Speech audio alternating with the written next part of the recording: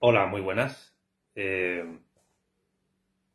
Esta, una vez más, es una de las sesiones del taller de formación marxista-leninista que lleva a cabo Vanguardia, la organización Vanguardia de Argentina, Escuela de Formación Marxista-Leninista, con sede en la ciudad autónoma de Buenos Aires.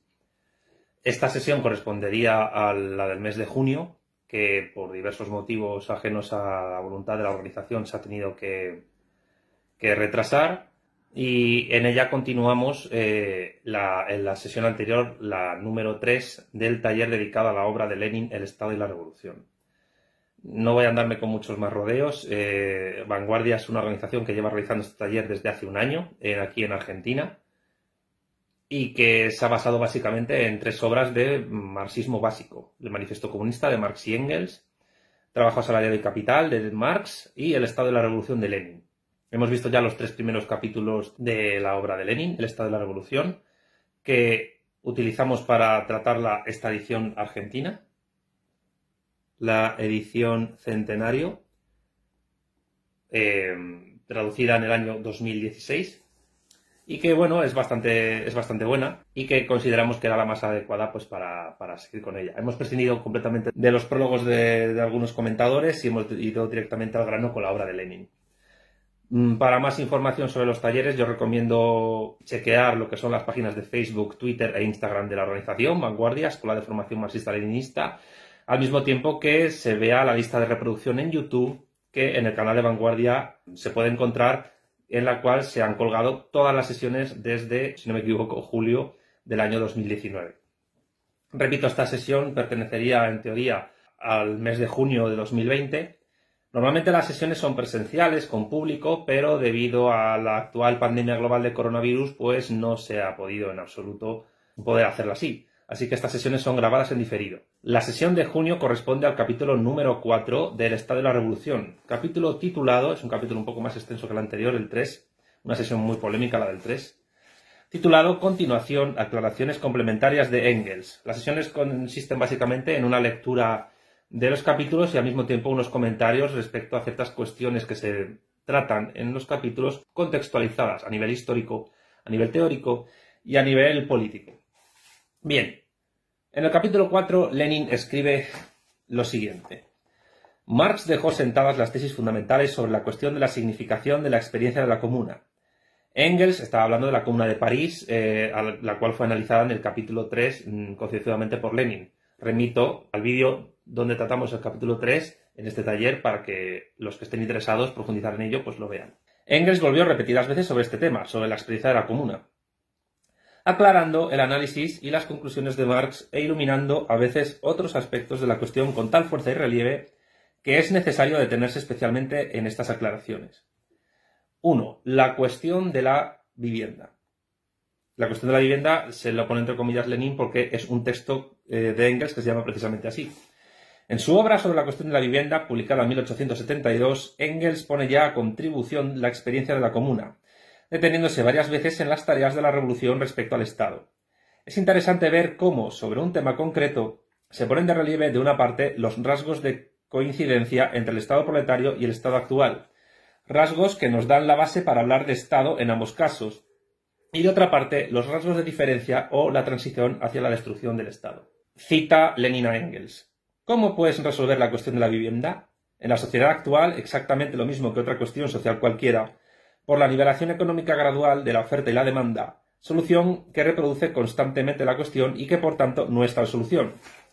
La forma en que una revolución social resolvería esta cuestión no depende solamente de las circunstancias de tiempo y lugar, sino que además se relaciona con cuestiones de gran alcance, entre las cuales figura, como una de las más esenciales, la supresión del contraste entre la ciudad y el campo. Como nosotros no nos ocupamos en construir ningún sistema utópico para la organización de la sociedad del futuro, sería más que ocioso detenerse en esto. Lo cierto, sin embargo, es que ya hoy existen en las grandes ciudades edificios suficientes para remediar enseguida, si se les diese un empleo racional, toda verdadera, comillas de Engels y cursiva también de él, escasez de vivienda. Cierra comillas y acaba cursiva. Esto solo puede lograrse, naturalmente, expropiando a los actuales poseedores y alojando en sus casas a los obreros que carecen de vivienda o a los que viven hacinados en la suya. y tan pronto como el proletariado conquiste el poder político, esta medida, impuesta por los intereses del bien público, será de fácil ejecución, como lo son hoy las otras expropiaciones y las requisas de viviendas que lleva a cabo el Estado actual. Página 22 de la edición alemana de 1887. Continúa Lenin. Aquí Engels no analiza el cambio de forma del poder estatal, sino solo el contenido de sus actividades. La expropiación y la requisa de viviendas son efectuadas también por orden del Estado actual. Desde el punto de vista formal, también el Estado proletario ordenará requisar viviendas y expropiar edificios, pero es evidente que el antiguo aparato ejecutivo, la burocracia, vinculada con la burguesía, sería sencillamente inservible para llevar a la práctica las órdenes del Estado proletario. Cita de nuevo Lenin a Engels. Hay que hacer constar que la, comillas de Engels, aprobación efectiva, cierra comillas, de todos los instrumentos de trabajo, la ocupación de toda la industria por el pueblo trabajador es precisamente lo contrario del, entre comillas, rescate prudhoniano. En este es cada obrero el que pasa a ser propietario de su vivienda, de su campo, de su instrumento de trabajo. En la primera, en cambio, es el, entre comillas, pueblo trabajador el que pasa a ser propietario colectivo de los edificios, de las fábricas y de los instrumentos de trabajo, y es poco probable que su disfrute se conceda sin indemnización de los gastos a los individuos o a las sociedades, por lo menos durante el periodo de transición. El periodo de transición se refiere al periodo de transición socialista que mediaría, según la teoría marxista, entre el modo de producción capitalista por un lado y el hipotético modo de producción comunista por otro. Continuemos. Exactamente lo mismo que la abolición de la propiedad territorial no implica la abolición de la renta del suelo, sino su transferencia a la sociedad, aunque sea con ciertas modificaciones. La apropiación efectiva de todos los instrumentos de trabajo por el pueblo trabajador no excluye, por tanto, en modo alguno, la conservación de los alquileres y arrendamientos. Idem, página 68. Fin de la cita. Continúa Lenin. La cuestión esbozada en este pasaje, a saber, la cuestión de las bases económicas de la extinción del Estado, extinción siempre en cursiva por parte de Lenin, ya explicamos en talleres anteriores a qué se refería con extinción del Estado, remito a sus talleres, será examinada por nosotros en el capítulo siguiente.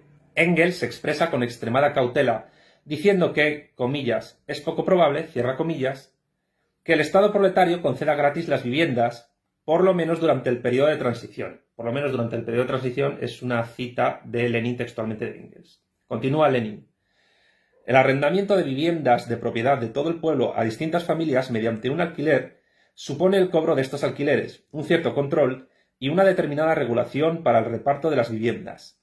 Todo esto exige una cierta forma de Estado, pero no reclama en modo alguno un aparato militar y burocrático especial con funcionarios que disfruten de una situación privilegiada.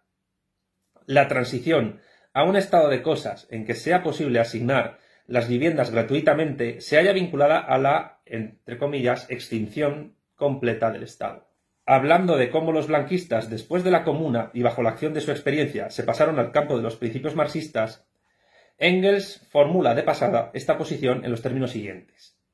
Cita Lenin a Engels. Necesidad de la acción política del proletariado y de su dictadura como paso hacia la supresión de las clases y con ellas del Estado. Página 55. Continúa Lenin. Algunos aficionados a la crítica literal o ciertos, comillas de Lenin, exterminadores, cierra comillas, burgueses del marxismo encontraron quizá una contradicción entre este reconocimiento, cursiva de Lenin, de la, comillas de Lenin, supresión del Estado, y la negación de semejante fórmula por anarquista en el pasaje del Anti-Düring citado más arriba. No tendría nada de extraño que los oportunistas clasificasen también a Engels entre los, entre comillas, anarquistas, ya que hoy se va generalizando cada vez más entre los socialchauvinistas la tendencia de acusar a los internacionalistas de anarquismo. Los socialchauvinistas, según Lenin, son los socialdemócratas que fueron partidarios dentro de la Segunda Internacional de los presupuestos de guerra que permitieron la iniciativa bélica en la Primera Guerra Mundial por parte de muchos estados. Y les llamo chauvinistas en el sentido de que el chauvinismo no es más que una tendencia nacionalista que defiende que la nación propia es la mejor de todas las naciones. Y socialchauvinista, por tanto, será aquel socialdemócrata que tienda a pensar que su nación es la mejor de todas. Poco después, tras la Primera Guerra Mundial, esta tendencia socialchauvinista dará lugar a lo que luego se conoció en Italia como fascismo y en Alemania como nacionalsocialismo, etc. Continúa Lenin. El punto 2, polémica con los anarquistas. Esta polémica tuvo lugar en el año 1873. Marx y Engels escribieron para un almanaque socialista italiano unos artículos contra los prudonianos autonomistas y antiautoritarios, entre comillas Lenin, autonomistas y antiautoritarios, por ser la expresión que utilizaron Marx y Engels en esos artículos. Artículos que no fueron publicados en traducción alemana hasta 1913 en la revista Neue Zeit. El editor añade una nota a pie de página donde dice: Lenin se refiere al artículo de Carlos Marx, el indiferentismo político, y al de Engels, de la autoridad. Muy recomendables ambos, por cierto. Cita Lenin a Marx. Si la lucha política de la clase obrera, escribió Marx, ridiculizando a los anarquistas y su negación de la política, importante esto, negación de la política, asume formas revolucionarias, si los obreros sustituyen la dictadura de la clase burguesa por su dictadura revolucionaria, cometen un terrible delito del leso principio, porque para satisfacer sus míseras necesidades materiales de cada día, para vencer la resistencia de la burguesía, dan al Estado una forma revolucionaria y transitoria en vez de poner las armas y abolirlo. Neue Zeit, 1913-1914, año 32, tomo 1, página 40. Acaba la cita y continúa Lenin. He aquí contra qué, entre comillas, abolición del Estado se manifestaba exclusivamente Marx al refutar a los anarquistas. No era ni mucho menos contra el hecho de que el Estado desaparezca con la desaparición de las clases o sea suprimido al suprimirse éstas, sino contra el hecho de que los obreros renuncien al empleo de las armas, a la violencia organizada, es decir, al Estado, cursiva de Lenin, llamando a servir para, entre comillas, vencer la resistencia de la burguesía. Cierra comillas Lenin. Marx subraya intencionadamente, para que no se tergiverse el verdadero sentido de su lucha contra el anarquismo, la, entre comillas, forma revolucionaria y transitoria, cursiva, y cierra comillas, del Estado que el proletariado necesita. El proletariado solo necesita al Estado temporalmente. Nosotros, dice Lenin, no discrepamos en modo alguno de los anarquistas en cuanto al problema de la abolición del Estado como, cursiva, meta final. Lo que afirmamos es que, para alcanzar esta meta, es necesario el empleo temporal de las armas, de los medios, de los métodos del poder del Estado contra, cursiva, los explotadores, como para destruir las clases es necesaria la dictadura temporal de la clase oprimida. Marx elige contra los anarquistas el planteamiento más tajante y más claro del problema. Después de derrocar el yugo de los capitalistas, ¿deberán los obreros, entre comillas, deponer las armas o emplearlas contra los capitalistas para vencer su resistencia? ¿Y el empleo sistemático de las armas por una clase contra otra clase? ¿Qué es sino una, entre comillas, forma transitoria de Estado? Ya explicamos en los vídeos anteriores que la extinción del Estado en el marxismo-leninismo no conlleva una sociedad horizontal de tipo anarquista comunalista, sino una suerte de sociedad postestatal en la que la nueva sociedad política tenga a los estados como parte formal de unidades superiores, que al mismo tiempo en ella se reproduzca el modo de producción comunista. Esta, entre comillas, vuelta del revés de la teoría de la extinción del Estado en sentido anarquista ha sido tratada en vídeos anteriores y ejemplifica que el fin último del marxismo no es la extinción del Estado en sentido anarquista, sino que el Estado se disuelva, se extinga como parte formal de una unidad superior. Por eso pone Lenin meta final en cursiva, para que no se confunda con la meta anarquista. Sigue Lenin, que cada socialdemócrata se pregunte si es así como él ha planteado la cuestión del Estado en su polémica con los anarquistas, si es cursiva de Lenin así como ha planteado esta cuestión la inmensa mayoría de los partidos socialistas oficiales de la Segunda Internacional. Engels expone estos pensamientos de un modo todavía más detallado y más popular. Ridiculiza, ante todo, el embrollo de pensamientos de los prudonianos, quienes se llamaban, entre comillas, antiautoritarios, es decir, negaban toda autoridad, toda subordinación, todo poder. Tomad una fábrica, un ferrocarril, un barco en alta mar, dice Engels, ¿acaso no es evidente que sin una cierta subordinación y por consiguiente sin una cierta autoridad o poder será imposible el funcionamiento de ninguna de estas complicadas empresas técnicas basadas en el empleo de máquinas y en la cooperación de muchas personas con arreglo a un plan? A continuación, Lenin cita a Engels. Cuando opongo parecidos argumentos a los más furiosos antiautoritarios, dice Engels, no pueden responderme más que esto. Ah, eso es verdad, pero aquí no se trata de una autoridad de que investimos a nuestros delegados, sino de un encargo determinado. Cursiva de Engels y cierra cita. Esta gente cree poder cambiar la cosa con cambiarle el nombre. Esto recuerda a los posmodernos un poco. Acaba la cita y continúa Lenin. Habiendo puesto así de manifiesto que la autoridad y la autonomía son conceptos relativos, que su radio de aplicación cambia con las distintas fases del desarrollo social, que es absurdo aceptar estos conceptos como algo absoluto, y después de añadir que el campo de la aplicación de las máquinas y de la gran industria se ensancha cada vez más, Engels pasa de las consideraciones generales sobre la autoridad al problema del Estado.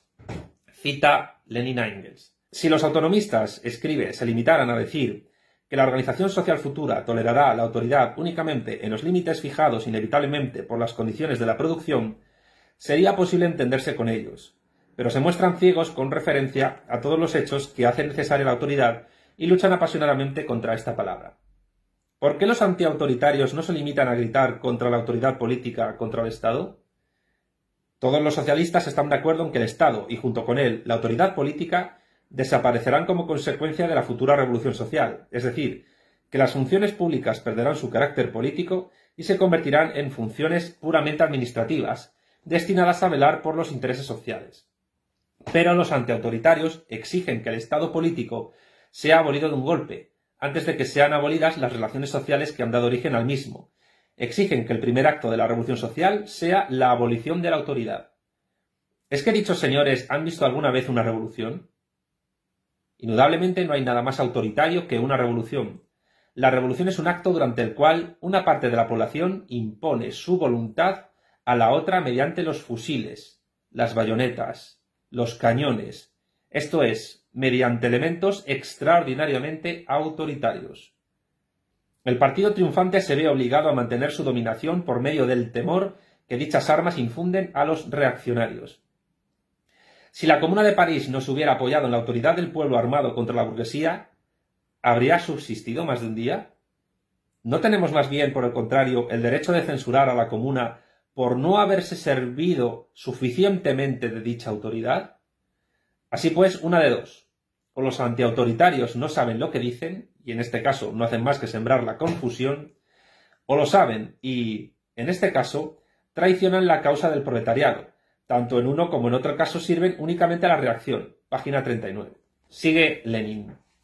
En este pasaje se abordan cuestiones que conviene examinar en conexión con el tema de la correlación entre la política y la economía en el periodo de extinción del Estado, tema tratado en el capítulo siguiente. Son cuestiones tales como la de la transformación de las funciones públicas de funciones políticas en funciones simplemente administrativas y las del, entre comillas, Estado político. Esta última expresión, especialmente expuesta a provocar equívocos, apunta al proceso de la extinción del Estado. Al llegar a una cierta fase de su extinción, puede calificarse al Estado moribundo de Estado no político.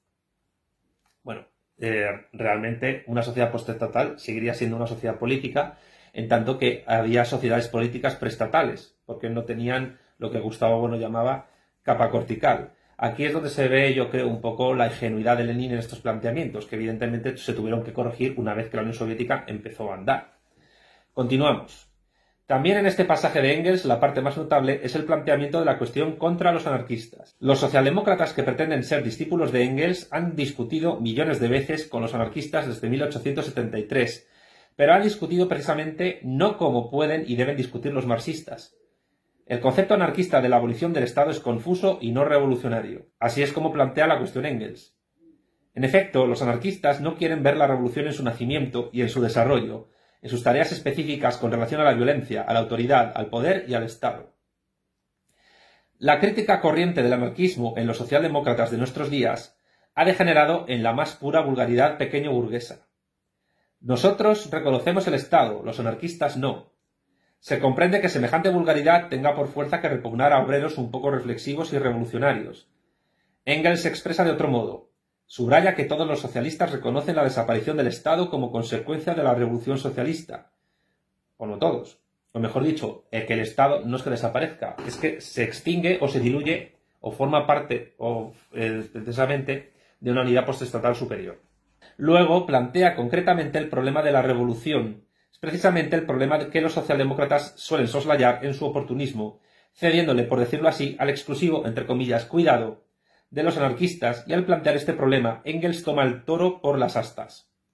¿No hubiera debido la Comuna emplear más abundantemente el poder revolucionario del Estado? Es decir, está hablando aquí Lenin del Estado como sujeto revolucionario, aplicándolo a la Comuna de París, es decir, del proletariado armado organizado como clase dominante. el proletariado organizado como clase dominante es un Estado. ¿Y cuándo se extingue el Estado proletario? Cuando ya no existe la relación social llamada capital que permite que haya burguesía y proletariado. Cuando ya no hay ni burguesía ni proletariado, el proletariado como la dictadura del proletariado, perdón, como Estado se extingue. Esa es básicamente la resolución dialéctica del conflicto capital-trabajo convertido en contradicción mediante la revolución. Pero no es un fin anarquista, hay que insistir en esto constantemente. Es otro tipo de fin. Por lo general, la socialdemocracia oficial imperante elude la cuestión de las tareas concretas del proletariado en la revolución, bien con simples burlas de filisteo, bien, en el mejor de los casos, con la frase sofística evasiva de «ya veremos». Y los anarquistas tenían derecho a decir de esta socialdemocracia que traicionaba su misión de educar revolucionariamente a los obreros.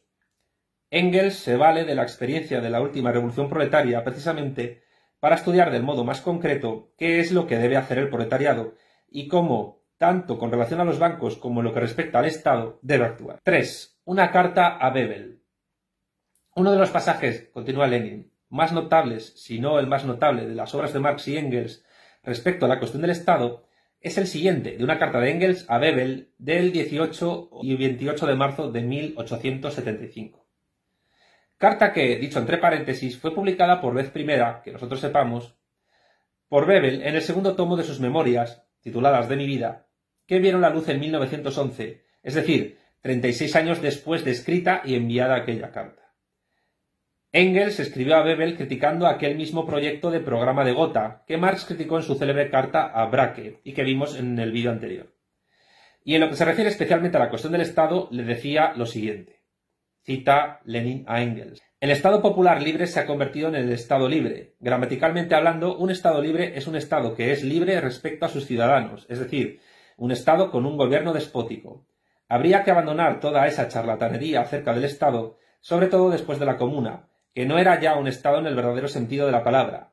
Los anarquistas nos han echado en cara más de la cuenta eso del Estado popular, a pesar de que ya la obra de Marx contra Proudhon y luego el Manifiesto Comunista dicen expresamente que, con la implantación del régimen social socialista, el Estado se disolverá por sí mismo, sich auflöst en alemán, y desaparecerá.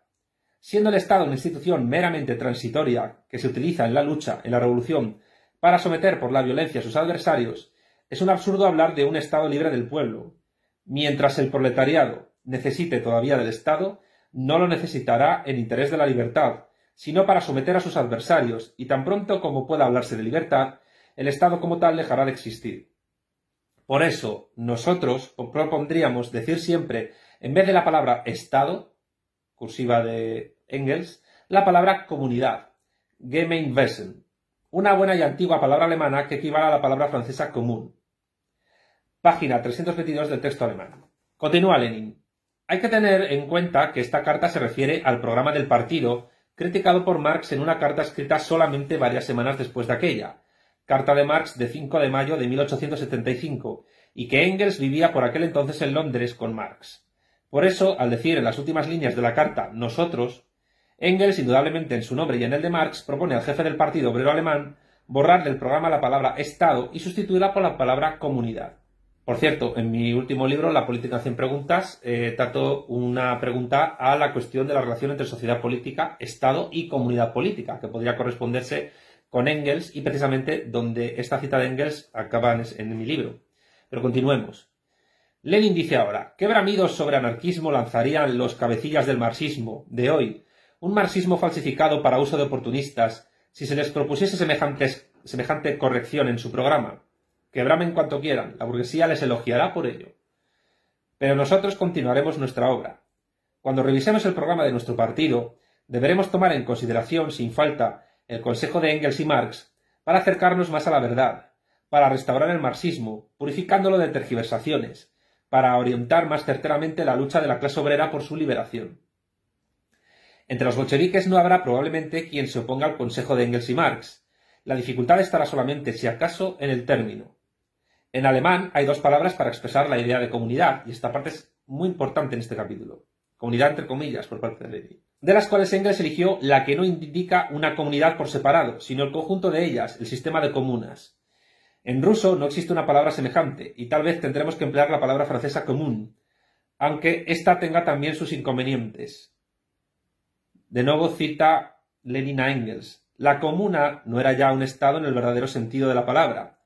He aquí la afirmación más importante de Engels desde el punto de vista teórico. Después de lo que dejamos expuesto más arriba, esta afirmación es absolutamente lógica. La comuna, cursiva de Lenin, había dejado de ser un Estado, toda vez que su papel no era reprimir a la mayoría de la población, sino a la minoría, a los explotadores.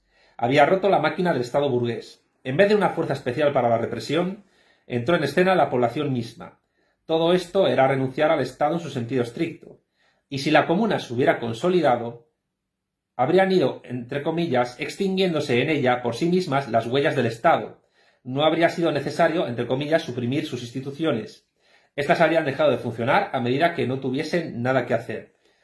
Quizás era un poco, repito, ingenuo, bueno, quizás no, era tremendamente ingenuo Lenin al plantear la posibilidad de que la evolución de la Comuna de París conllevara una extinción del Estado en el sentido que lo decía, pero sí es verdad que Lenin parece en este párrafo concebir el Estado como una máquina de represión de la clase burguesa sobre el proletariado, y que por tanto al invertir los términos, cuando el proletariado toma el poder, el Estado proletario oprime a la burguesía, extinguiendo de esta manera, mejor dicho, destruyendo de esta manera el Estado burgués, y progresivamente hasta alcanzar el modo de producción comunista, la extinción del Estado proletario conllevará, repito una vez más porque esto es importante, la desaparición de estas dos clases que al mismo tiempo que son antagónicas se necesitan mutuamente para existir. Con lo cual es un poco contradictorio porque entonces no serían tan antagónicas. Solo serían antagónicas cuando el conflicto se convierte en contradicción, es decir, cuando hay dialéctica de clases entre ellas dos de verdad. Continúa Lenin. Los anarquistas nos han echado en cara más de la cuenta eso del Estado popular. Al decir esto, Engels se refiere principalmente a Bakunin y a sus ataques contra los socialdemócratas alemanes. Engels reconoce que estos ataques son justos en tanto en cuanto el, entre comillas, Estado popular es un absurdo y un concepto tan divergente del socialismo como lo es el Estado popular libre.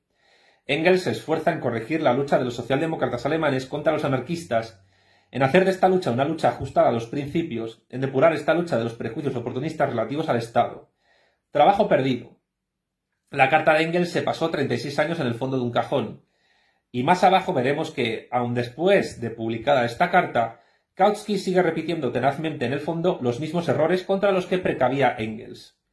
Bebel contestó a Engels el 21 de septiembre de 1875, en una carta en la que escribía, entre otras cosas, que estaba, entre comillas, completamente de acuerdo con sus juicios acerca del proyecto de programa y que había reprochado a Liebknecht su transigencia, página 334 de la edición alemana de las Memorias de Bebel, tomo 2. Pero si abrimos el folleto de Bebel titulado Nuestros objetivos, nos encontramos en él con consideraciones absolutamente falsas acerca del Estado. Cita Lenin a Bebel. El Estado debe convertirse en un Estado basado en la dominación de una clase, en un Estado popular. Nuestros objetivos, edición alemana de 1886, página 14. Sigue Lenin. Así aparece impreso en la novena edición del folleto de Bebel.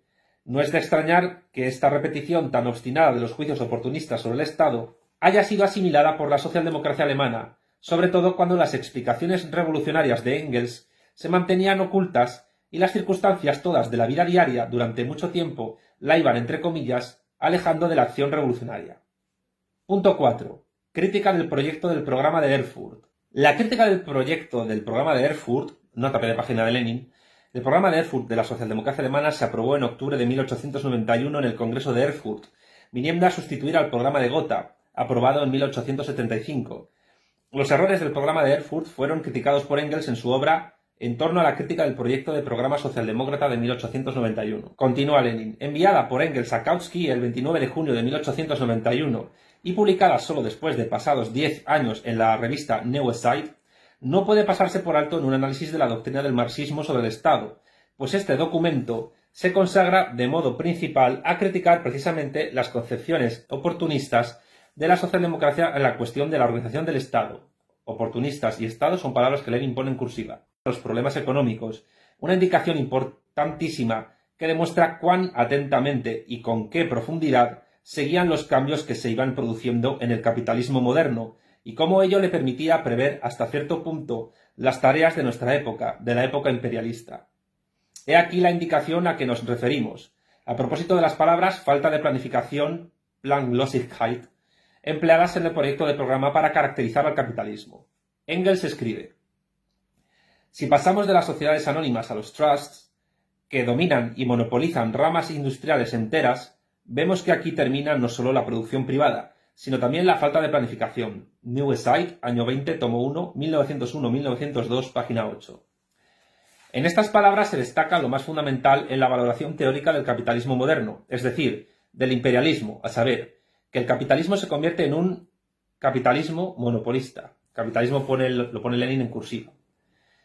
Conviene subrayar esto, pues el error más generalizado está en la afirmación reformista burguesa de que el capitalismo monopolista o monopolista de Estado no es ya capitalismo, puede llamarse ya, entre comillas, socialismo de Estado y otras cosas por el estilo.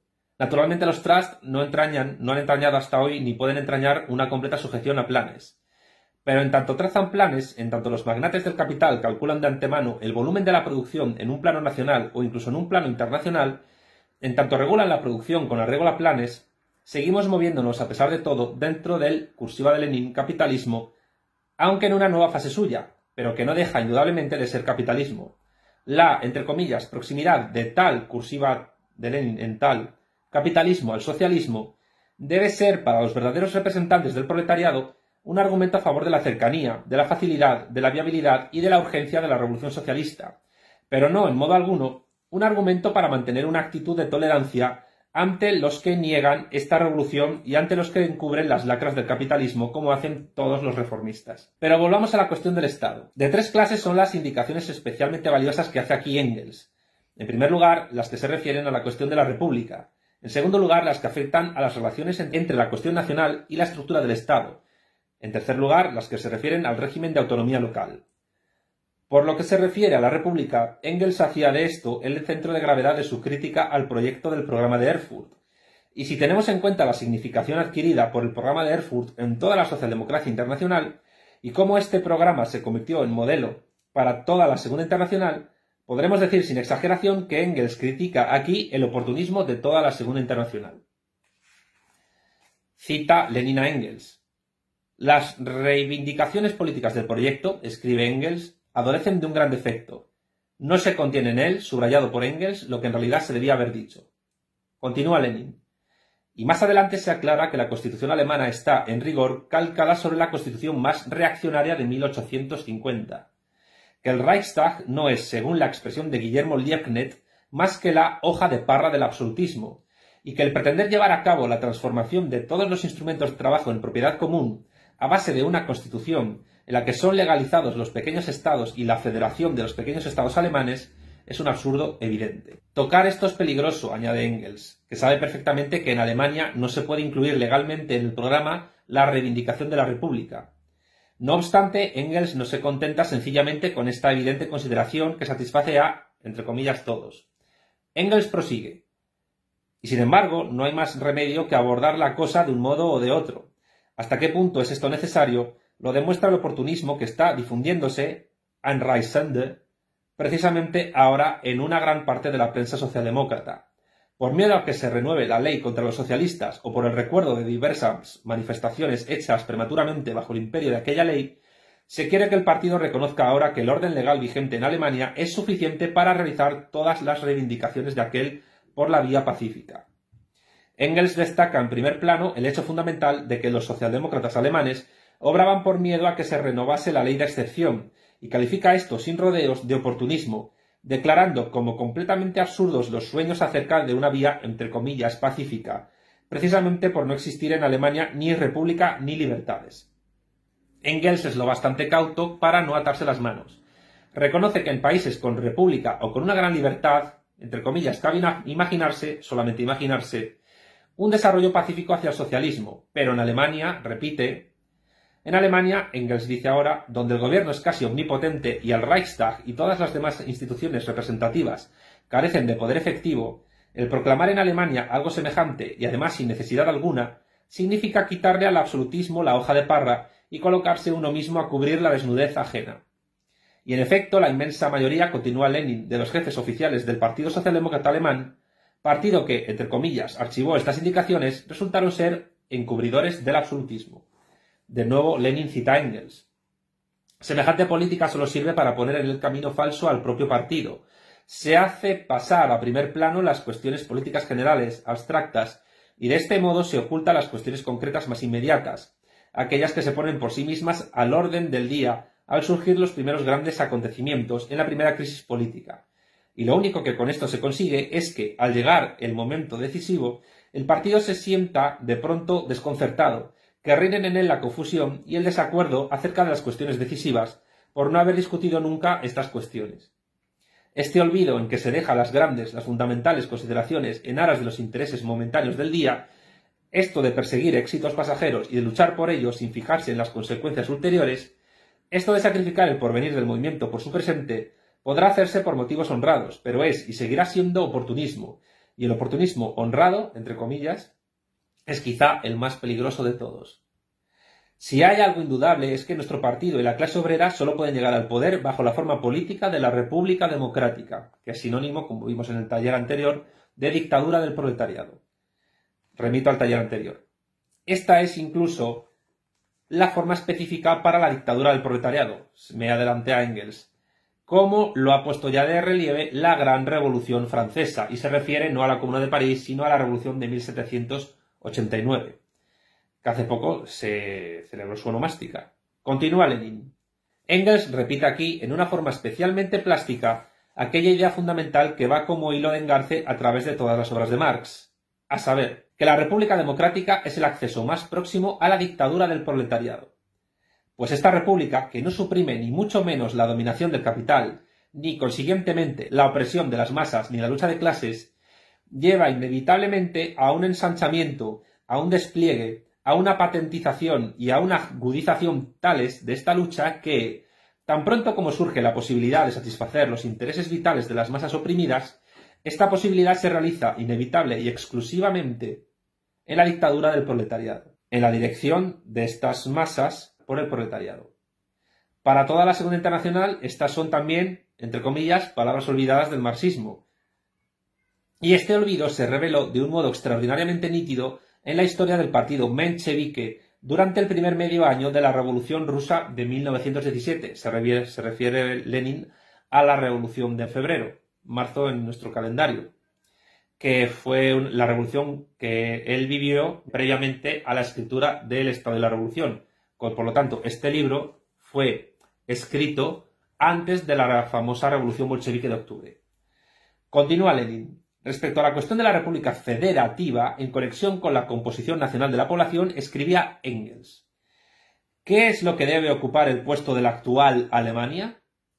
Con su constitución monárquico-reaccionaria y su sistema igualmente reaccionario de subdivisión en pequeños estados, que eterniza la particularidad del, entre comillas, de Engels, prusianismo, en vez de disolverla en una Alemania formando un todo, a mi juicio, continúa Engels, el proletariado solo puede emplear la forma de la república única e indivisible. Volvemos al jacobinismo. El marxismo-leninismo es centralista. El Estado obrero es jacobino. Es decir, Engels no quería una república federal alemana. Engels quería una república jacobina alemana. Y una gran Alemania no dirigida pequeñamente por Prusia, sino mucho más grande, que abarcara a Austria. Esto es muy políticamente incorrecto de decirlo, pero Engels y ya saben ustedes quién coincidieron en esto. Otra cosa son los fundamentos de esa unidad política que ambos personajes tenían, aparte que nunca se conocieron. Pero bueno, sigamos. Esto es polémico a tope. Continúa Engels. La República Federativa es todavía hoy, en conjunto, una necesidad en el territorio gigantesco de los Estados Unidos, si bien en las regiones del este se ha convertido ya en un obstáculo.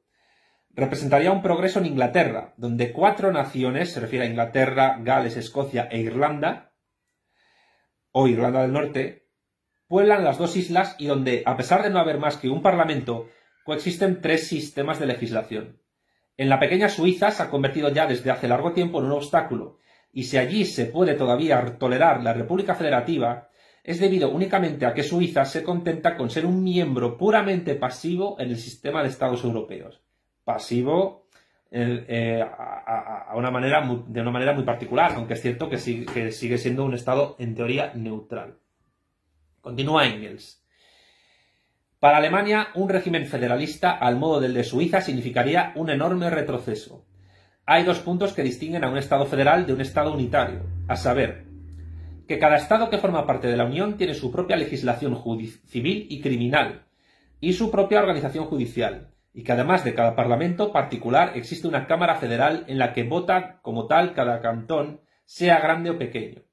En Alemania, el Estado federal es el tránsito hacia un Estado completamente unitario, y la revolución desde arriba de 1866 y 1870 no debe ser revocada, sino completada mediante un movimiento desde abajo.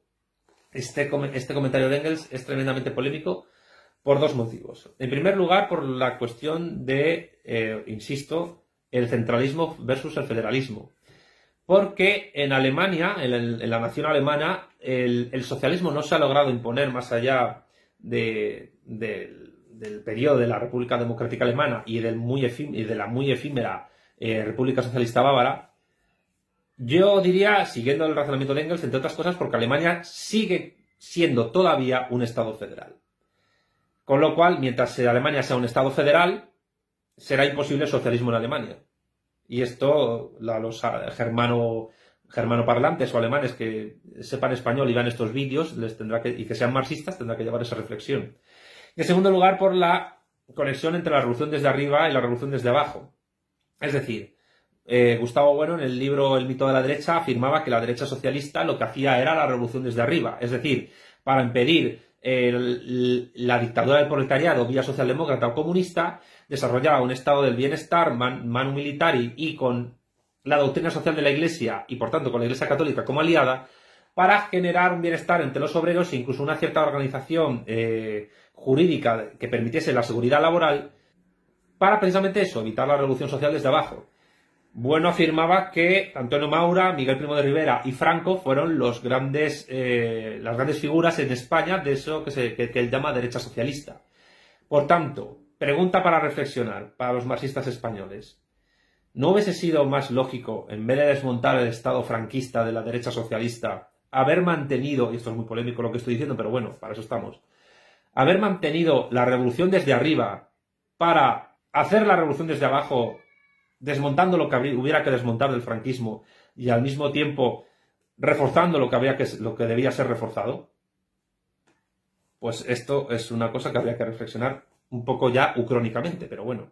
Es decir, desmontar el franquismo como hizo la CIA, como hizo el PSOE y como hizo la Fundación Friedrich Ebert, quizás ha sido lo que ha impedido, es decir, una revolución comunista en España. Dicho en términos de Engels, desmontar la revolución desde arriba, que realizó en el siglo XX la derecha socialista, y no solo el franquismo, sino Miguel Primo de Rivera y Antonio Maura antes, en cierto sentido pudo impedir que se realizara la revolución desde abajo. Esto es un tema para la reflexión dialéctica histórica, pero bueno, es polémico como digo, y no es polémico porque lo anuncio yo, es una reflexión que se me ocurre y que me gustaría saber cómo la refutaría la izquierda indefinida, en este sentido. Pero bueno, sigamos. Lenin continúa. Engels no solo nos revela indiferencia en cuanto a la cuestión de las formas de Estado, sino que por el contrario se esfuerzan a analizar con escrupulosidad extraordinaria precisamente las formas de transición para determinar con arreglo a las particularidades históricas concretas de cada caso de qué y hacia qué, cursiva de qué y hacia qué, es transición la forma transitoria de que se trata. Engels, como Marx, defiende desde el punto de vista del proletariado y de la revolución proletaria el centralismo democrático, la república única e indivisible. Hay que decir que la cita anterior de Engels y este párrafo en concreto de Lenin aparecen en mi segundo libro de 2017, El marxismo y la cuestión nacional española, editado por el Viejo Topo en aquel año, y que este año 2020 ha sido reeditado en formato ebook y Kindle.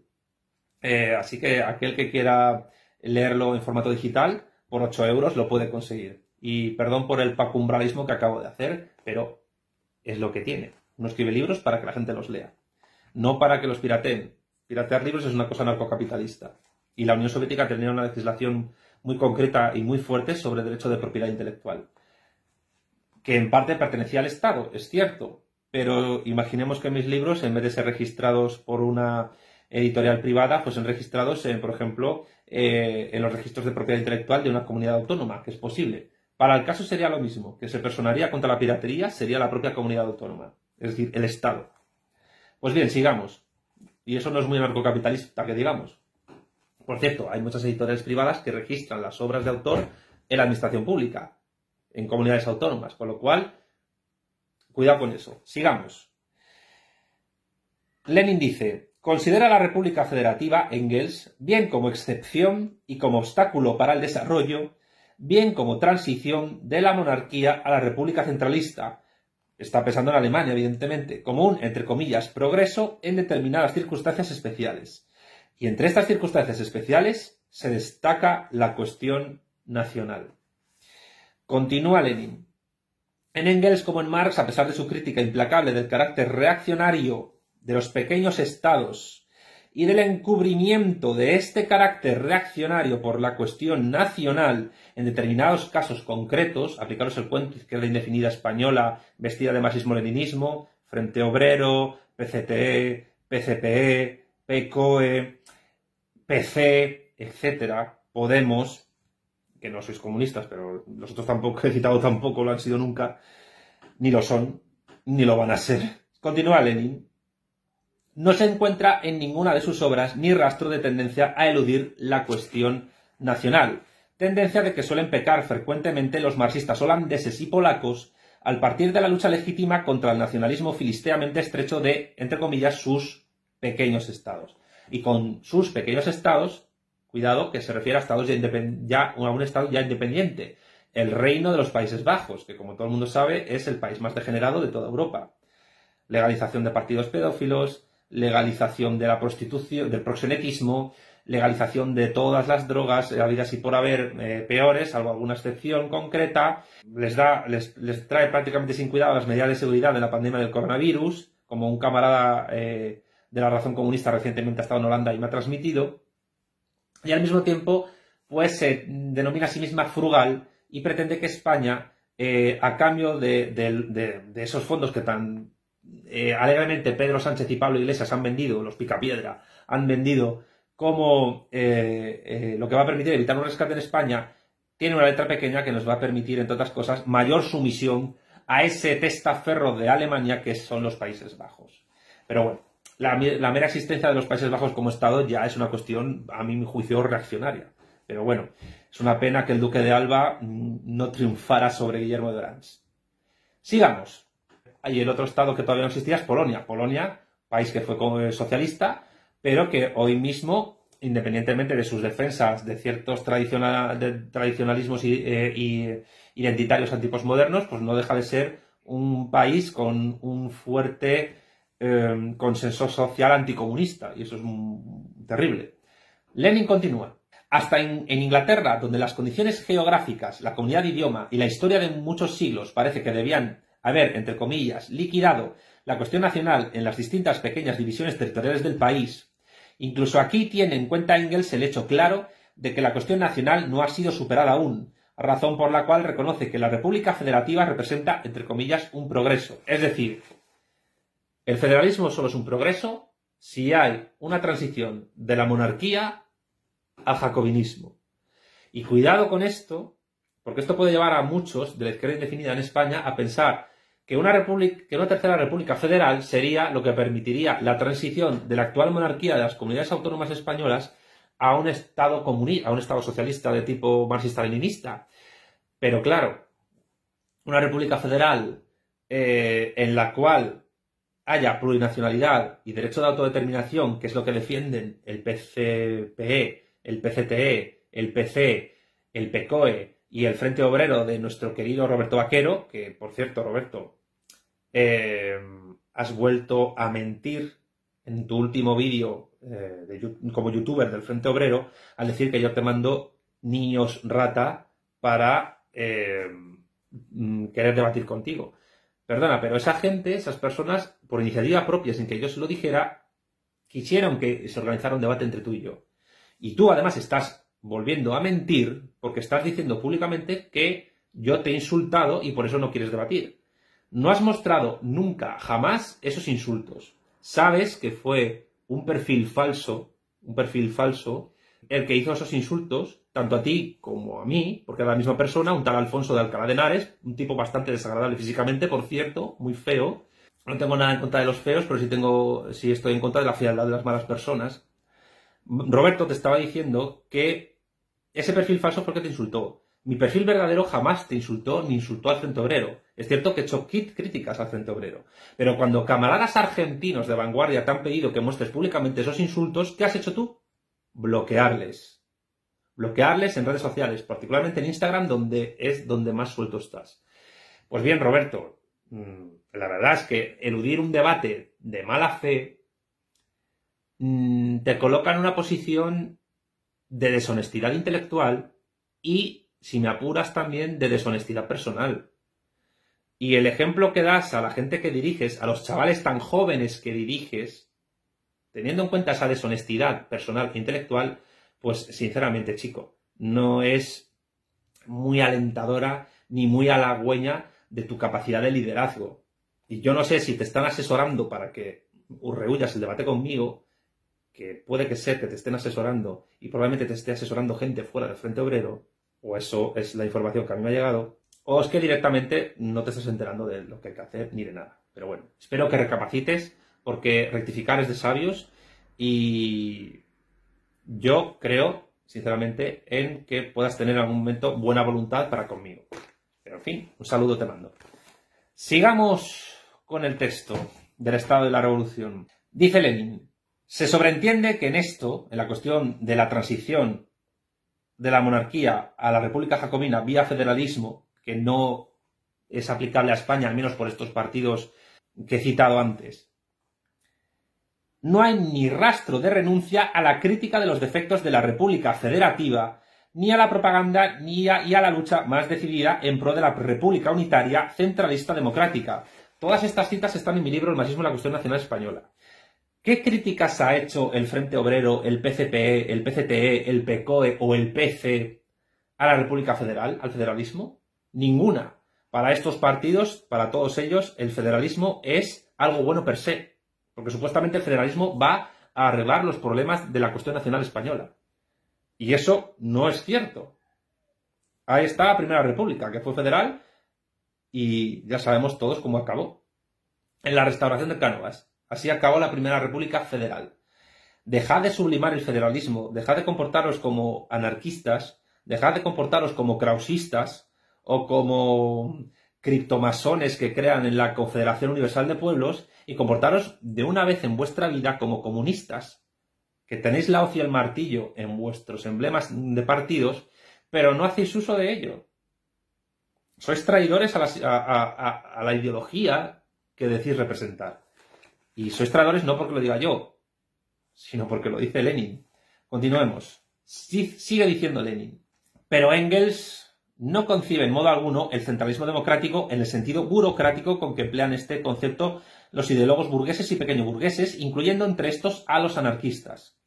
Para Engels, el centralismo no excluye ni mucho menos esa amplia autonomía local que en la defensa voluntaria de la unidad del Estado por las, entre comillas, comunas y las regiones elimina en absoluto todo burocratismo y toda manía de, entre comillas, ordenar desde arriba.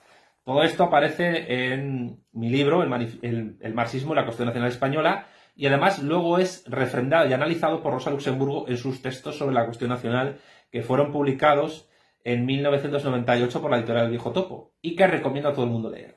Sigamos. Lenin cita a Engels.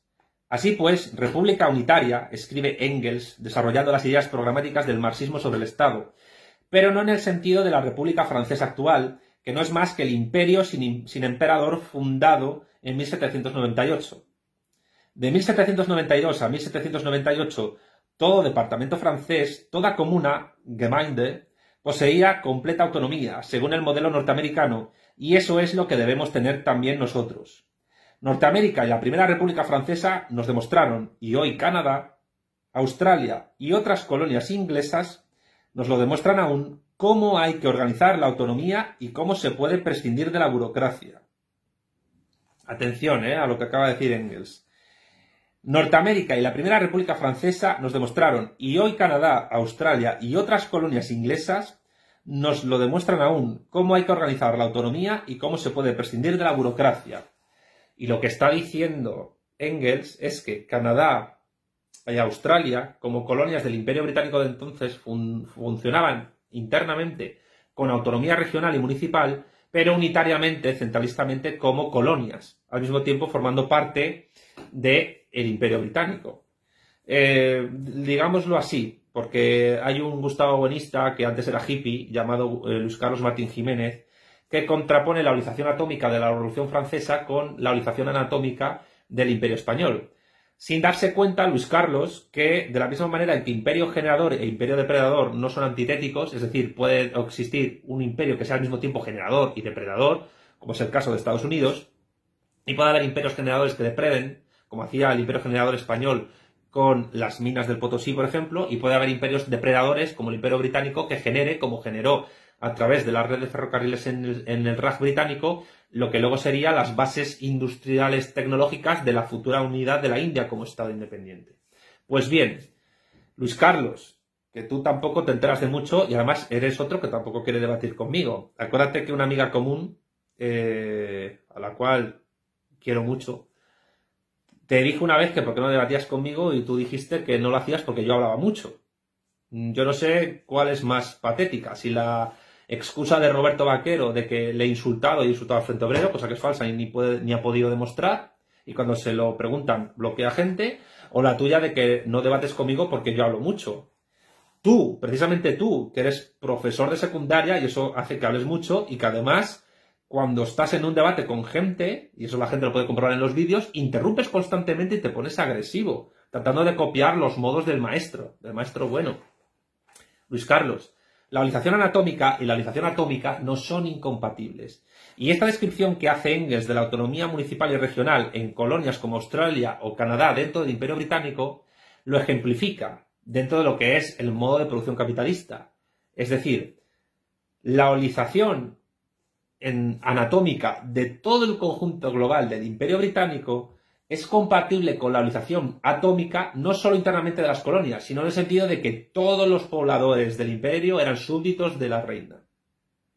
Y lo mismo se puede decir de la Unión Soviética, donde la olización era atómica, en tanto que todos los ciudadanos de las repúblicas soviéticas eran soviéticos, y donde el partido era y el ejército rojo eran las grandes fuerzas que dominaban a todas las repúblicas.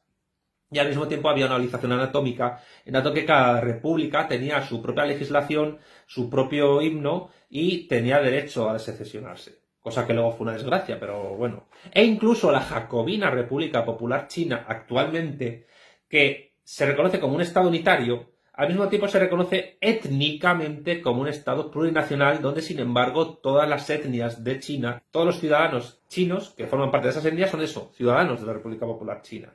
Con lo cual, de la misma manera en que el imperio generador y el depredador no son antitéticos y una cosa puede ser las dos al mismo tiempo, un imperio puede ser las dos cosas al mismo tiempo, y Estados Unidos creo que es el gran ejemplo universal de esto, porque es un imperio, en términos de, diaméricamente depredador y metaaméricamente generador, es decir, metapolíticamente vende la democracia universal, la globalización y los derechos humanos como una idea generadora, pero diapolíticamente, mediante sus estrategias en Oriente Medio, en Europa del Este, en el sudeste asiático y en Hispanoamérica, con la Operación Cóndor demuestra que es un imperio depredador.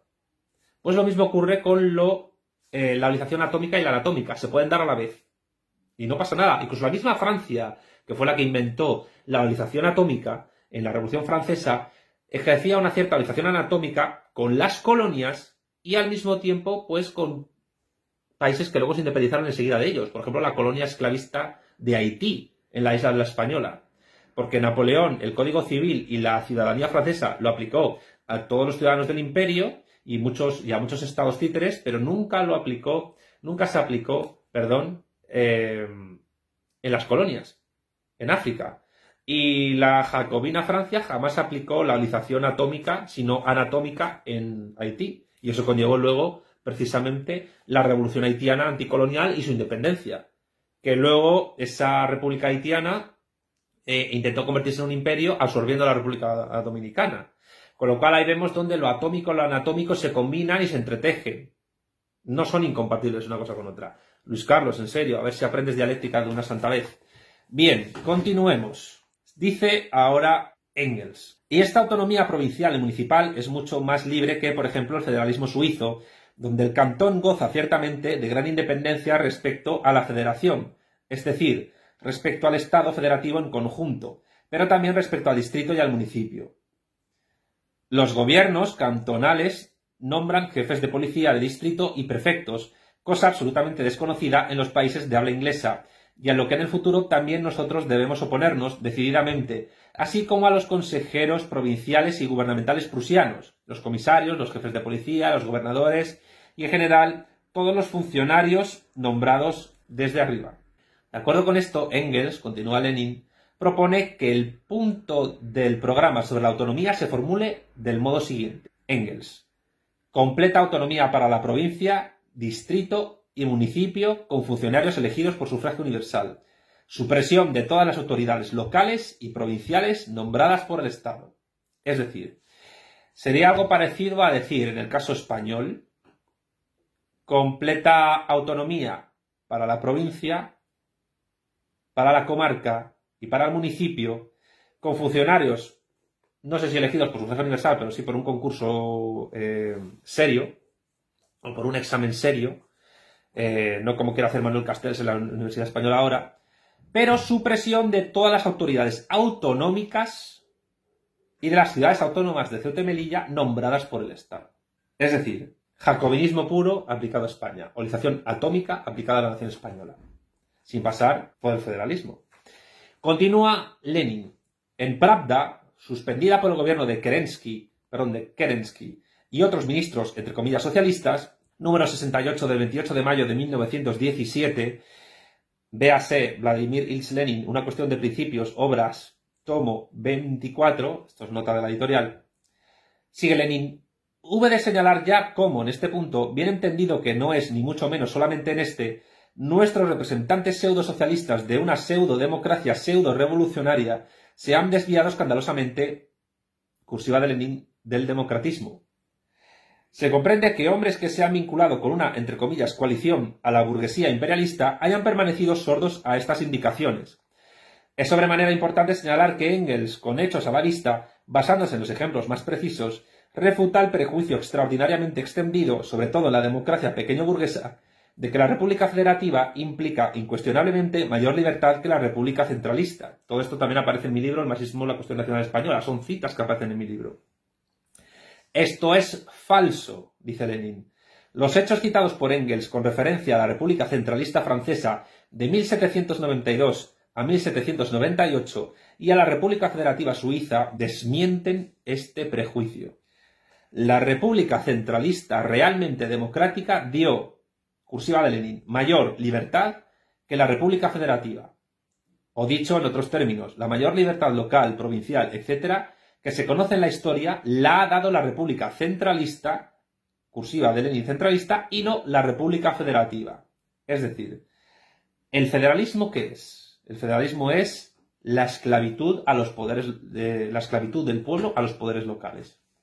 ¿Qué es el centralismo? El centralismo es la olización atómica que permite acabar con los restos de los estamentos del antiguo régimen que el federalismo conserva.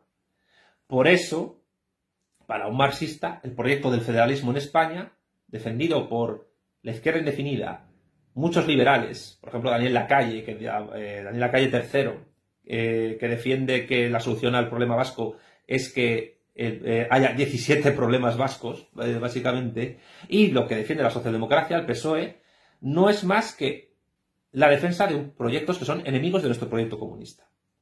Bien, continúa Lenin. Nuestra propaganda y agitación de partido no ha consagrado ni consagra suficiente atención a este hecho, ni en general a toda la cuestión de la República Federativa y Centralista y a la de la autonomía local.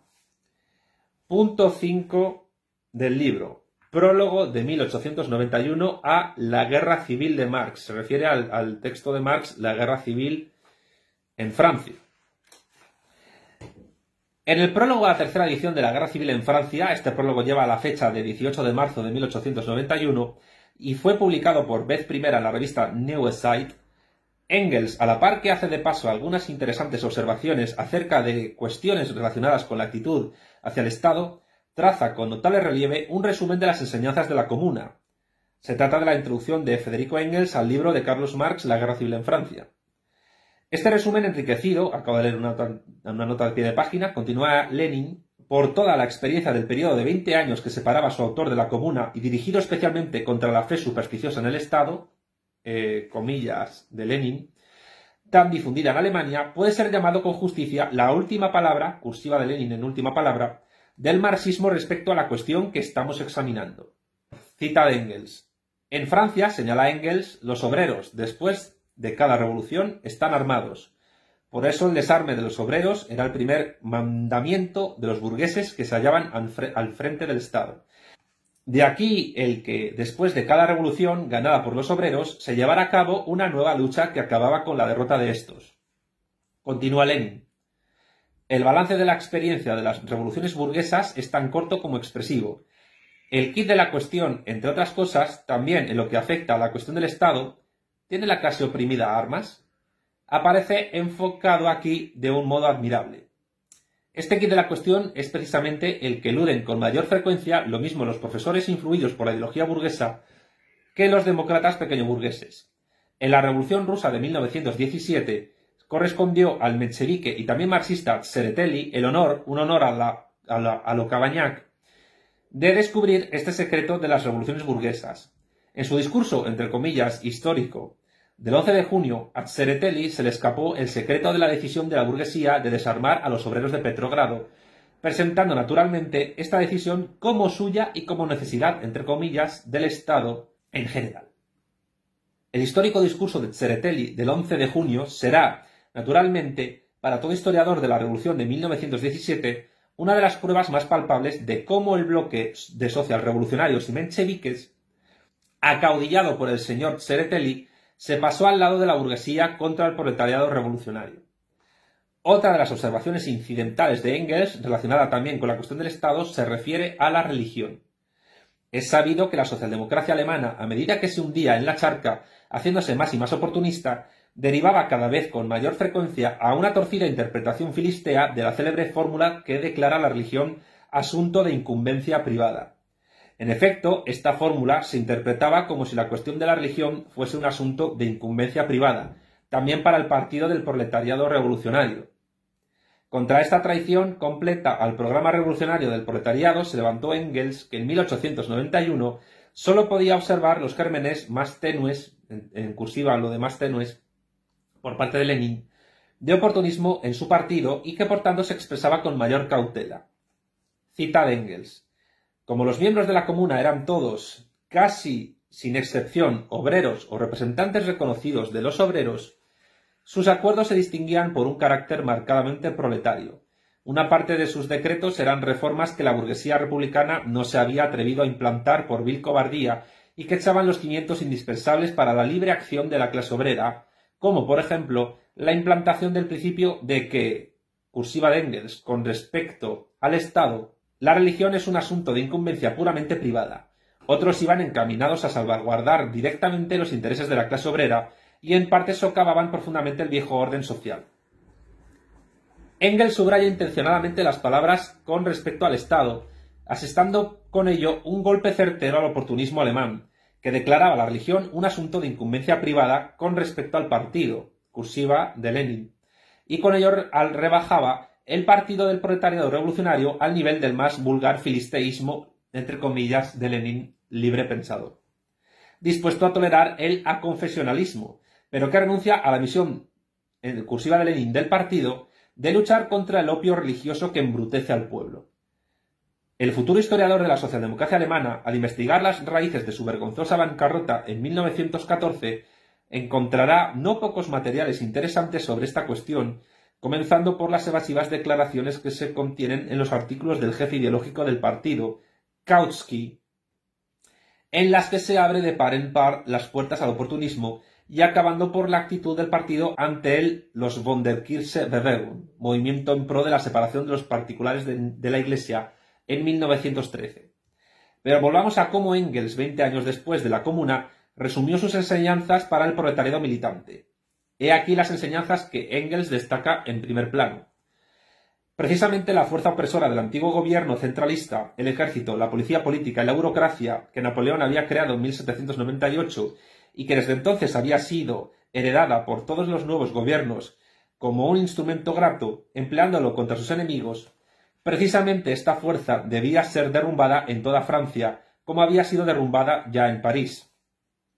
La Comuna tuvo que reconocer desde el primer momento que la clase obrera, al llegar al poder, no puede seguir gobernando con la vieja máquina del Estado que, para no perder de nuevo su dominación recién conquistada, la clase obrera tiene, de una parte, que barrer toda la vieja máquina represiva utilizada hasta entonces contra ella, y, de otra parte, precaverse contra sus propios diputados y funcionarios, declarándolos a todos, sin excepción, revocables en cualquier momento. Engels subraya una y otra vez que no sólo bajo la monarquía, sino también bajo la República Democrática, es decir, el Estado proletario, la dictadura del proletariado, el Estado sigue siendo Estado, es decir, conserva su rasgo característico fundamental, convertir a sus funcionarios, servidores de la sociedad, órganos de ella, en cursiva de Lenin, señores situados por encima de ella. Cita de Engels. Contra esta transformación del Estado y de los órganos del Estado de servidores de la sociedad en señores situados por encima de la sociedad, transformación inevitable en todos los estados anteriores, empleó la Comuna dos remedios infalibles. En primer lugar, cubrió todos los cargos administrativos, judiciales y de enseñanza por elección mediante sufragio universal, concediendo a los electores el derecho a revocar en todo momento a sus elegidos. En segundo lugar, todos los funcionarios, altos y bajos, solo estaban retribuidos como los demás obreros. El sueldo máximo abonado por la Comuna no excedía de 6.000 francos, nota a pie de página de Lenin a continuación, lo que equivale nominalmente a unos 2.400 rublos y a unos 6.000 rublos según el curso actual, el curso de 1917. Es completamente imperdonable la actitud de aquellos bolcheviques que proponen, por ejemplo, retribuciones de 9.000 rublos en los ayuntamientos urbanos, no proponiendo establecer una retribución máxima de 6.000 rublos, cantidad suficiente para todo el Estado. Fin de la nota a pie de página, y continúa Engels. Con este sistema se ponía una barrera eficaz al arribismo y la caza de cargos, y esto aún sin contar los mandatos imperativos que introdujo la Comuna para los diputados a los organismos representativos. En China no han seguido esto, entre otras cosas, por la tradición burocrático-funcionarial que tienen desde la época imperial, desde hace 5.000 años. Es decir, el funcionario como figura profesional dedicada en cuerpo y alma a servir al Estado, a trabajar para el Estado, después de aprobar un examen de oposición, fue un invento chino. Lenin. Engels llega aquí a este interesante límite en que la democracia consecuente se, cursiva de Lenin, transforma de una parte en socialismo y de otra parte, cursiva de Lenin, reclama el socialismo, pues para destruir el Estado es necesario transformar las funciones de la administración del Estado en operaciones de control y registro tan sencillas que sean accesibles a la inmensa mayoría de la población, primero, y a toda la población sin distinción, después. Y la supresión completa del arribismo exige que los cargos, entre comillas, honoríficos del Estado, aunque sean sin ingresos, no pueden servir de trampolín para pasar a puestos altamente retribuidos en los bancos y en las sociedades anónimas, como ocurre, cursiva de Lenin, constantemente hoy hasta en los países capitalistas más libres. Pero Engels no incurre en el error en que incurren, por ejemplo, algunos marxistas en lo tocante a la cuestión del derecho de las naciones a la autodeterminación, creyendo que bajo el capitalismo este derecho es imposible y bajo el socialismo superfluo. Semejante argumentación, que quiere pasar por ingeniosa, pero que en realidad es falsa, podría repetirse a propósito de, cursiva de Lenin, cualquier institución democrática, y a propósito también de los sueldos modestos de los funcionarios, pues un democratismo llevado hasta sus últimas consecuencias es imposible bajo el capitalismo, y bajo el socialismo toda democracia, cursiva de Lenin, y como dijimos en el taller anterior del capítulo 3, se extingue. Esto es un sofisma parecido a aquel viejo chiste de si una persona comienza a quedarse calva cuando se le cae un pelo.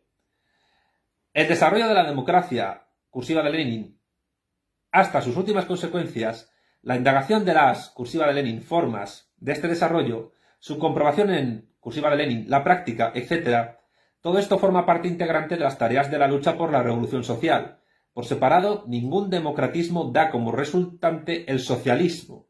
Esto va dirigido sobre todo a los defensores del fundamentalismo democrático, que en el fondo son sujetos que impiden la construcción del socialismo también.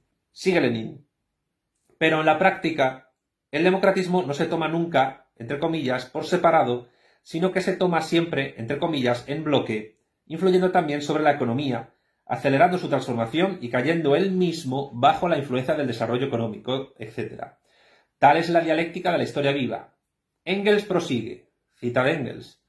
En el capítulo 3 de la Guerra Civil en Francia, se describe con todo detalle esta labor encaminada a hacer saltar Sprengung, el viejo poder estatal, y sustituirlo por otro nuevo realmente democrático.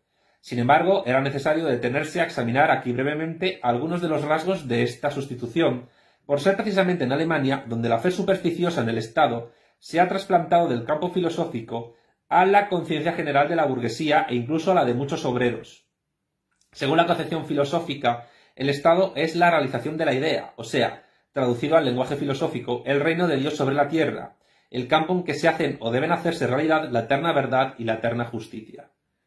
De aquí nace una veneración supersticiosa del Estado y de todo lo que con él se relaciona, veneración supersticiosa que va arraigando en las conciencias con tanta mayor facilidad cuanto que la gente se acostumbra, ya desde la infancia, a pensar que los asuntos e intereses comunes a toda la sociedad no pueden gestionarse ni salvaguardarse de otro modo que como se ha venido haciendo hasta aquí, es decir, por medio del Estado y de sus funcionarios retribuidos con buenos puestos. Y se cree haber dado un paso enormemente audaz con librarse de la fe en la monarquía hereditaria y entusiasmarse por la República Democrática. Esto va para aquellos que defienden el republicanismo en España, o mejor dicho, el segundo republicanismo, como una suerte de panacea, al igual que el federalismo. Es decir, pasar de una monarquía a una república no es nada importante realmente. Lo importante es pasar de un modo de producción capitalista a una transición socialista y a un modo de producción comunista, si es posible.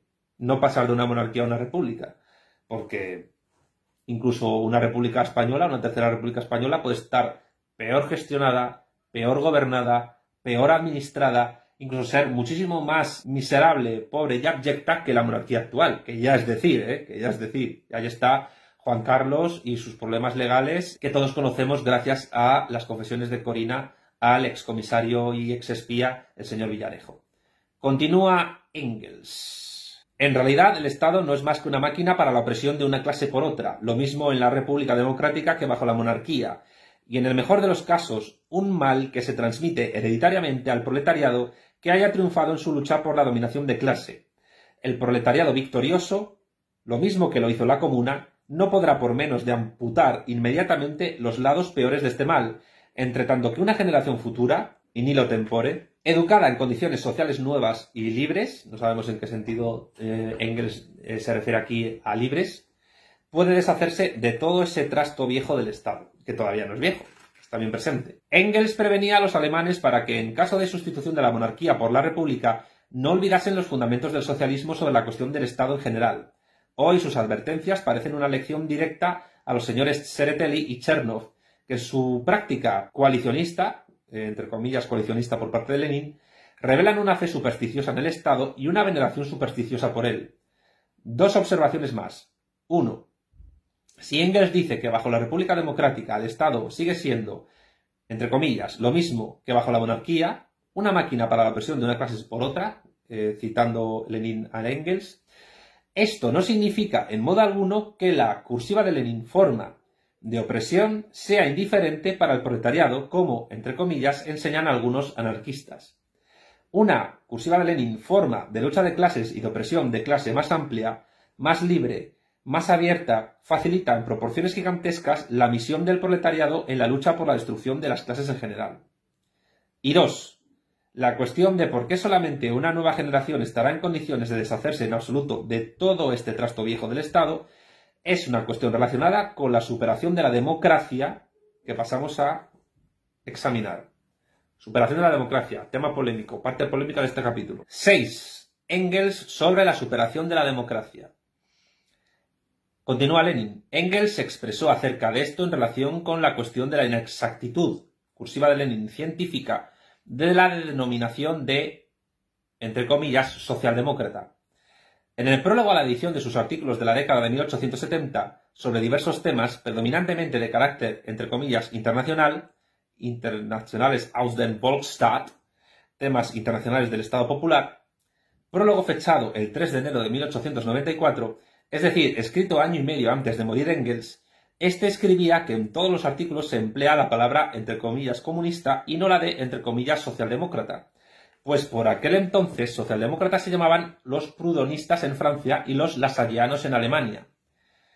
Para Marx y para mí, prosigue Engels, era por tanto sencillamente imposible emplear para denominar nuestro punto de vista especial una expresión tan elástica. En la actualidad la cosa se presenta de otro modo, y esta palabra, socialdemócrata, puede tal vez pasar, mag passieren, aunque sigue siendo inadecuada, unpassend, para un partido cuyo programa económico no es un simple programa socialista en general, sino un programa directamente comunista, y cuya meta política final es la superación total del Estado y por consiguiente también de la democracia. Pero los nombres de los verdaderos, subrayado por Engels, partidos políticos nunca son absolutamente adecuados. El partido se desarrolla y el nombre queda. Repito esto porque es tremendamente importante. Pero los nombres de los verdaderos, subrayado por Engels, partidos políticos nunca son absolutamente adecuados. El partido se desarrolla y el nombre queda. Esto es prácticamente lo que le ha pasado a todos los partidos que se llaman ahora mismo comunistas. Y no solo los que ya he citado en España. Partido Marxista-Leninista Reconstrucción Comunista Frente Obrero, Partido Comunista de los Pueblos de España, Partido Comunista de los Trabajadores de España, Partido Comunista Obrero Español, Partido Comunista de España, Unificación Comunista de España, Recortes Cero, que nunca les nombro, pero son otro partido más que defiende la plurinacionalidad y el derecho de autodeterminación, por lo cual son enemigos también, sino que esto es aplicable a prácticamente todos los partidos comunistas, con raras excepciones de la actualidad, también los de Argentina, también el Partido Comunista Argentina, también el Partido Liberación. Vanguardia no es un partido, es una escuela de formación marxista-leninista, es otra cosa. Pero en todos los casos, y después del derrumbe de la Unión Soviética, esto que dice Engels ha ocurrido. Los nombres de los verdaderos partidos políticos nunca son absolutamente adecuados. El partido se desarrolla, o a veces se degenera, y el nombre queda. Y lo mismo es aplicable a los partidos socialdemócratas. El caso más paradigmático es el Partido Socialista Obrero Español. Y yo no soy peronista, pero esto también es aplicable en Argentina al Partido Justicialista. ¿Qué conserva de justicialismo el Partido Justicialista actual con respecto al justicialismo clásico del siglo pasado?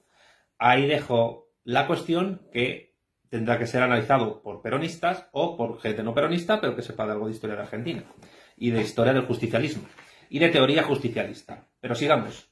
Y vale también para, bueno, vale en general para cualquier partido en las democracias liberales del mercado pletórico. El dialéctico Engels, continúa Lenin, en el ocaso de su existencia, murió en 1895, sigue siendo fiel a la dialéctica. Marx y yo, nos dice, teníamos un hermoso nombre, un nombre científicamente exacto para el partido, pero no teníamos un verdadero partido, es decir, un partido proletario de masas. Hoy, a fines del siglo XIX, existe un verdadero partido, pero su nombre es científicamente inexacto. No importa, puede pasar, comillas de Lenin. Lo importante es que el partido, cursiva de Lenin, se desarrolle. Lo que importa es que el partido no desconozca la inexactitud científica de su nombre y que éste no le impida desarrollarse en la dirección certera. El problema de los partidos mal llamados comunistas actuales es que conservan el nombre comunista, pero se desarrollan de la manera totalmente equivocada. Sigue Lenin. Tal vez haya algún bromista que quiera consolarnos también a nosotros, los bolcheviques, a la manera de Engels, a nosotros.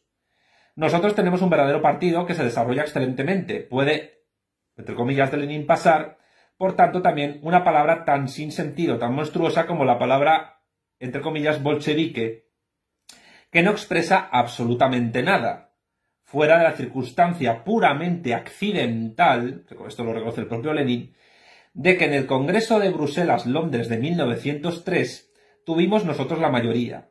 Tal vez hoy, en que las persecuciones de julio y de agosto contra nuestro partido por parte de los republicanos y de la filistea democracia, entre comillas, por parte de Lenin, revolucionaria, han rodeado la palabra, entre comillas, bolchevique, de honor ante todo el pueblo, y en que, además, esas persecuciones han marcado un progreso tan enorme, un progreso histórico de nuestro partido en su desarrollo, cursiva de Lenin, real, tal vez hoy yo también dudaría, en cuanto a mi propuesta de abril, se refiere a las tesis de abril, de cambiar el nombre de nuestro partido.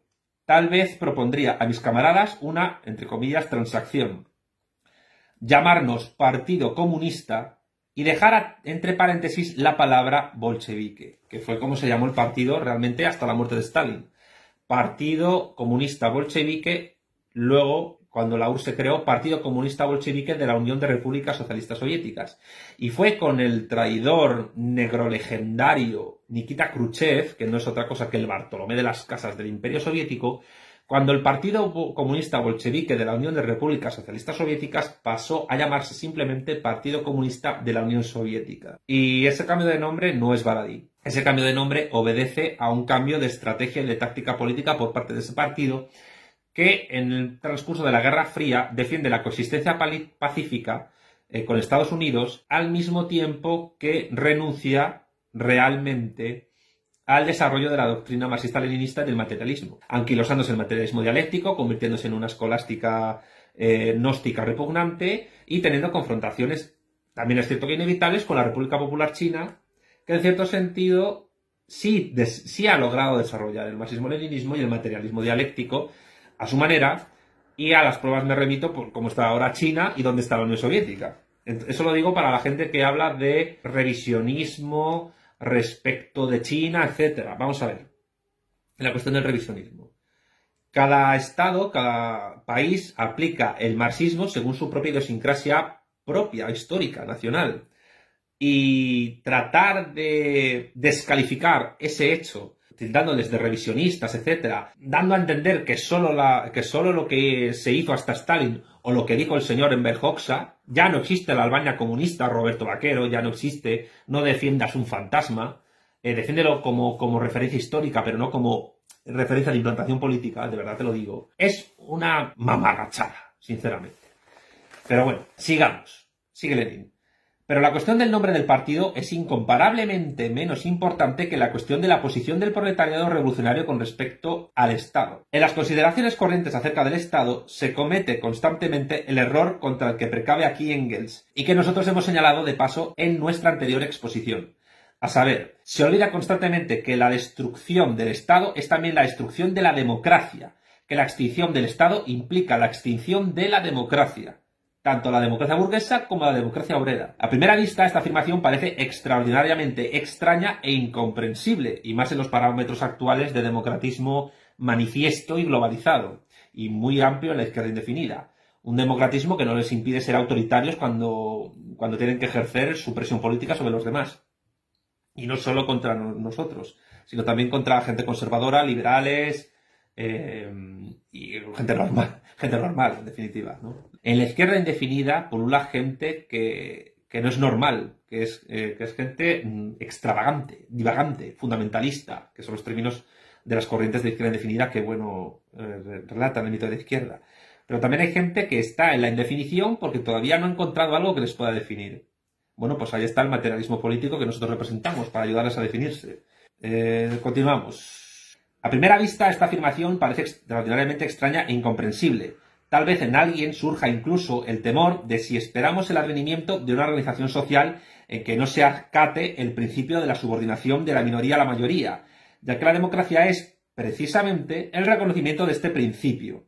Continuamos. No. La democracia, cursiva de Lenin, no es idéntica a la subordinación de la minoría a la mayoría.